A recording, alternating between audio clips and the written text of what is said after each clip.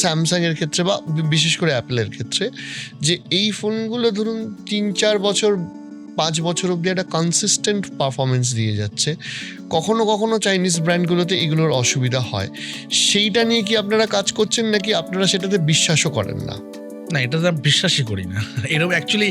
কারণ বিশ্বাস না করার কারণটা হচ্ছে কি এই তথ্যটা সঠিক নয়। আচ্ছা, এটা সঠিক নয়, কারণ আমি প্রত্যেকটা ব্র্যান্ডই তাদের প্রোডাক্ট বেস্ট বানায়। আজকের ডেটে ইন্ডাস্ট্রিতে কাস্টমারের যদি আমি রিসাইকেলিং বা যদি আমি রিবাইং হ্যাবিটস দেখি, তাহলে 1 বছর নয়, 8 মাস 9 মাসের মধ্যে ফোন চেঞ্জ হচ্ছে। তো তার মানে এই না যে ফোন খারাপ, বিকজ অফ রিকোয়ারমেন্টস আপগ্রেড করছে কেউ। হ্যাঁ, আবার এমনও কাস্টমার আছে যারা হয়তো 4টে জেনারেশনের আগের ফোন ইউজ করছে, তারপরে সে গিয়ে শিফট হচ্ছেন।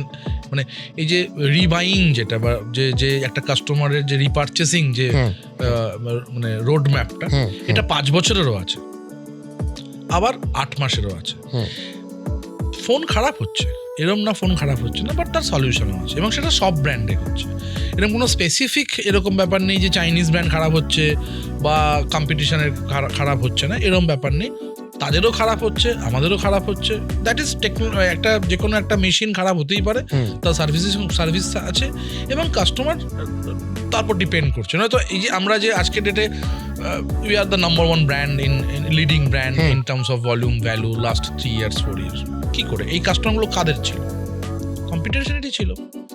হ্যাঁ, অবশ্যই নতুন কাস্টমার অ্যাড হয়েছে, বাট কাস্টমার শিফটও হয়েছে। তো কাস্টমার কখন শিফট হয়?